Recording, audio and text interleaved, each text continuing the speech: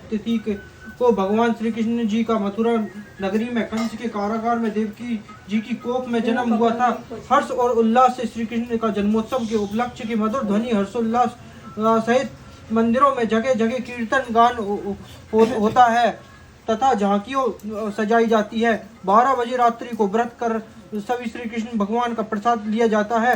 दूसरे दिन प्रातः में इसी उपलक्ष्य में गोकुल जी के नंद महोत्सव भी मनाया जाता है। भगवान के ऊपर हल्दी, दही, दूध, घी, तेल आदि छिड़क कर आनंद से पालने में झुलाया जाता है। जन्माष्टमी के दिन उपवास करने से मनुष्य 7 जन्मों के पाप छूट जाते हैं। धर्मशास्त्रों के में पलंग पर देवकी सहित श्री कृष्ण की पूजन करने से विधि विधान करने से बतलाया गया है।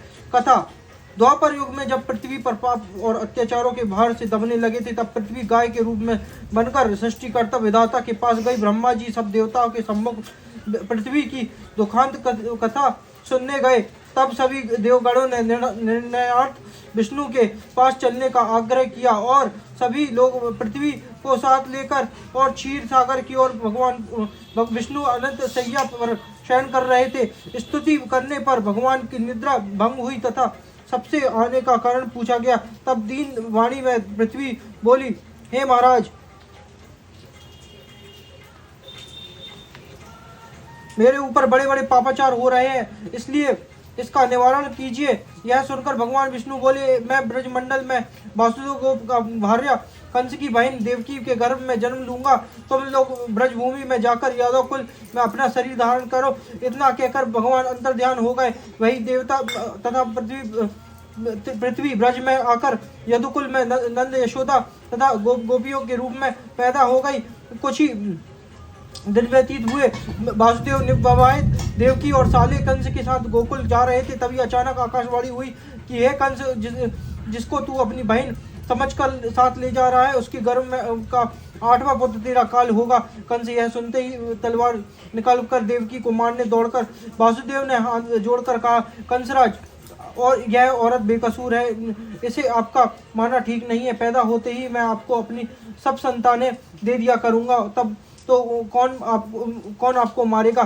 कंस उनकी बात मान गया और उन्हें जेल में ले जाकर बंद कर दिया। इसी रीति से वासुदेव अपने सभी पुत्रों को देते हुए पापिष्ट कंस मारता गया। देवकी के 7वें पुत्र मारे जाने के पश्चात 8वें गर्भ की बात जब कंस को मालूम चला, तब वह विशेष कारागार में डाल दिया गया और पहरा लगवा दिया गया। भादों की ये बहनी रात में के समय जब शंख, चक्र, गदा पद्मधारी भगवान श्री कृष्ण का जन्म हुआ तो चारों ओर प्रकाश फैल गया। लीलाधारी भगवान को यह लीला देखकर वासुदेव देवकी उनके चरणों पर गिर गए।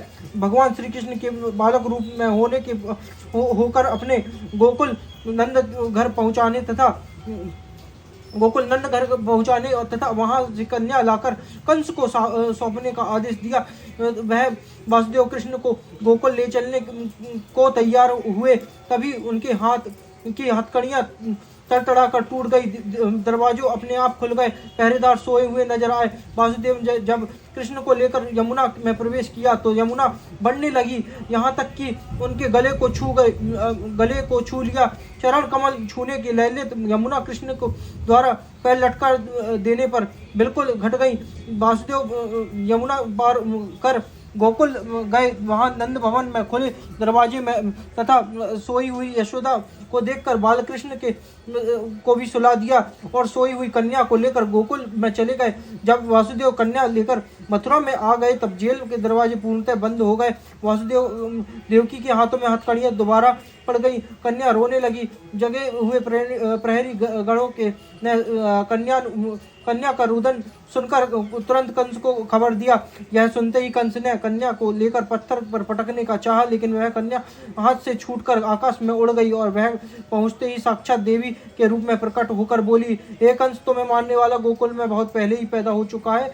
यही भगवान श्री कृष्ण बड़े होकर तुम्हें आकासुर, पूतना एवं क्रूर कंस जैसे राक्षसों का वध कर पृथ्वी पर क्रूर कंस जैसे राक्षसों का वध किया एवं पृथ्वी तथा भक्तों की रक्षा की। बोलिए श्री कृष्ण भगवान की जय।